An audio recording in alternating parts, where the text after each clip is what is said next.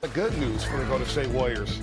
At the time, they were 15-15 from the free throw line. Steph had his second longest streak from the free throw line, and they were a third quarter team being a plus 50 in third quarters. Well, tonight they lost the third quarter, and overall they lost the game to Ryan Rollins and the Milwaukee Bucks as Ryan Rollins went for a career high 32 points, 8 assists, and the Warriors are now 0-2 on the road. They'll need to bounce back Saturday against Indiana as we welcome everybody to a very spooky or groovy Toyota Warriors postgame live.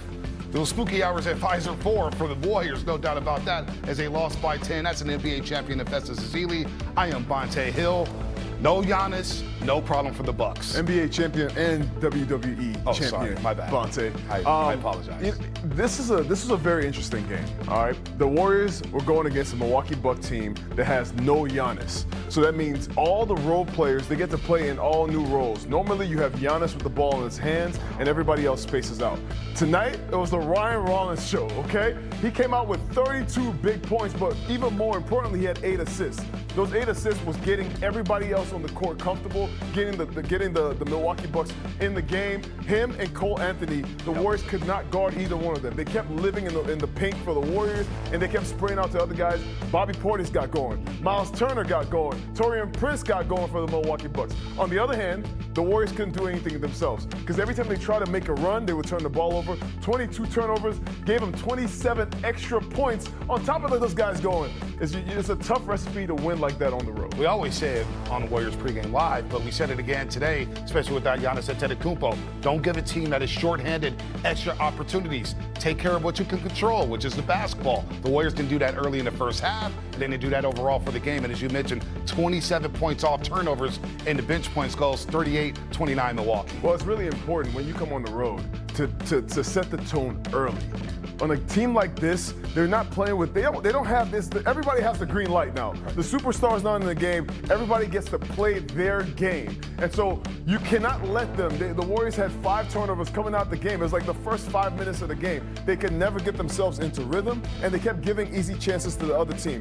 Getting layups on the other end, then they got rolling. Now it's harder to stop Bobby Portis. He's getting layups, he's getting, hook shots, he's getting 3-point shots. Then Taurean Prince gets going. Then Cole Anthony gets going.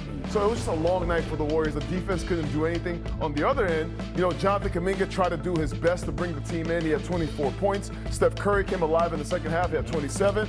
But it just was not enough because the team already got going and the Warriors lost rhythm already. No rhythm due to the turnovers. I was ready to talk all sides of smash. You was ready to do a post-game interview and everything. Oh, man, I had my Warriors belts. For the 4th time in 6 games, the Warriors allowed at least 60 points in the first half, and that trend continued in the second half because Milwaukee really didn't let their hands off the rope in this game. Third quarter, the Warriors kept rolling. Steph Curry at one point has scored 10 consecutive points, and they were up 4. They were feeling good about themselves. As we said, the Warriors were a third quarter team, a plus 50 entering tonight. But then Milwaukee said, not tonight, not without Giannis. We're going to go ahead and steal this game. You see Cole Anthony down the lane with the floater. He scored 16 off the bench with 7-15 overall from the floor, and the Bucks ended the third frame. They flipped the momentum with the 12-0 run. Yeah, as you can see, every one of these buckets right here were just easy buckets. Just moving the ball. They took care of the ball, the Milwaukee Bucks did. They were just getting into the seams, and they hit timely shots. The Warriors, halfway through the third quarter, they went cold offensively. It was a really tough time to go cold, to turn the ball over, and to give the Milwaukee Bucks easy shots. And they were also hitting the shots, the open shots on the 3-point line. I just thought this was the perfect recipe. And I told you at halftime, once you said it, that they were going to go on the third quarter run, you were going to jinx us. And this is a Halloween miracle? What would you call this? I mean, trick or treat, right? I mean, also jinx Stephen Curry. You can blame me, folks, for Stephen Curry missing that free throw in the fourth quarter because he had made 56 consecutive, the second longest streak of his career. But we pick up the crunch time tape. And interesting, Fezzi, the Warriors started Stephen Curry in the fourth quarter. Did that last Friday night in Portland. He usually takes the first few minutes of the fourth quarter off. Well, he started tonight in the fourth quarter to try to give the Warriors a jolt. Here you see the crunch time tape. Warriors down 5, a step 3. Next thing you know, Fezzi, he said, maybe the Warriors will steal this game. But Milwaukee and Ryan Rollins had an answer all night long. Ryan already got going. This is an NBA player. And I told you before the game, he is a guy that got traded. He took this personally. You're playing against a team that you used to play for, and you get all the time with the green light. He came out tonight and he really showed that he is as talented as the Warriors saw when they drafted him in the first place. He came out there, he was unstoppable on the three-point line, also in the pick and roll. He just was going the whole night. And, you know, Steph was going too. Looked like Steph was going to bring the team back in. We saw that double by JK and Draymond there on Ryan Rollins. He gets the ball to Miles Turner, who had that deep three there. Miles Turner with his best game in his Bucks tenure, 17 points, 7 rebounds, 3 assists, and you saw the offensive rebound where A.J. Green missed a 3. Then he relocates, they grab an offensive rebound, he sinks it, and the Warriors lose as they drop to 4-2 on the season. Again, Ryan Rollins. What did they say? Always say, Fezzi? Oh, they didn't want you. They didn't want you. They didn't want you. No, what I was thinking about in my mind, Bonte, if you think of a boxing analogy, think about it. A bigger guy going against a smaller guy.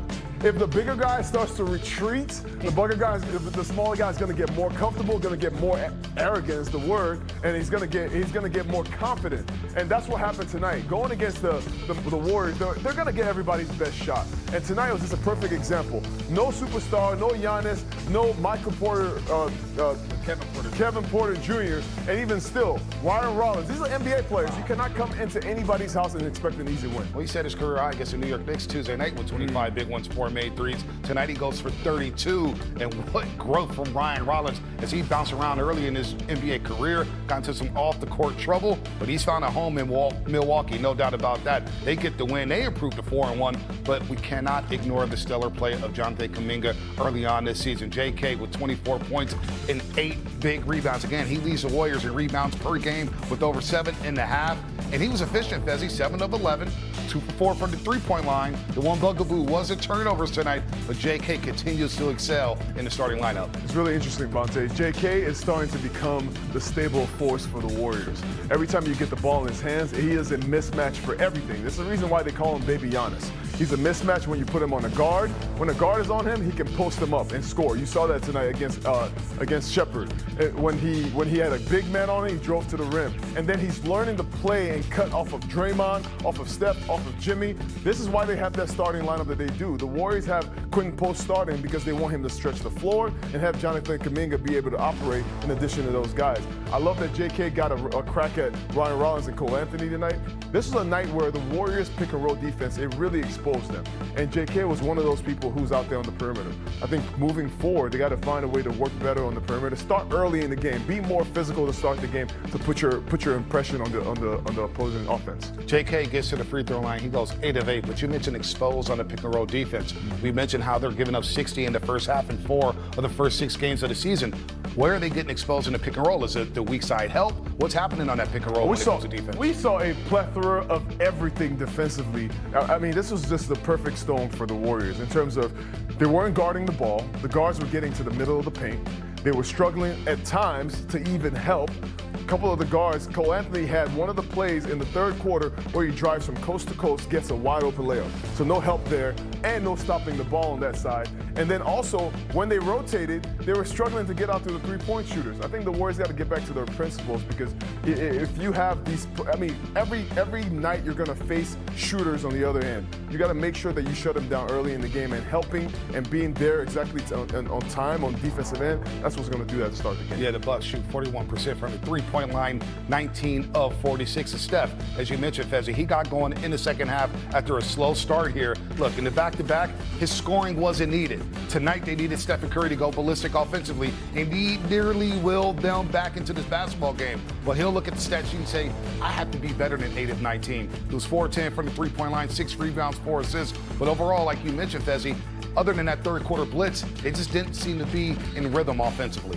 Well, Steph had, these are actually great numbers, Bonte. 4 for 10 from the three-point line, 8 for 19. But as Steph will tell you, these are not the numbers he would be proud of. He is a guy who can come into the game and really change the whole play, and he was going to in the second half. The turnovers just took the Warriors out of their rhythm. He tried to do it himself. It just was not enough going against the already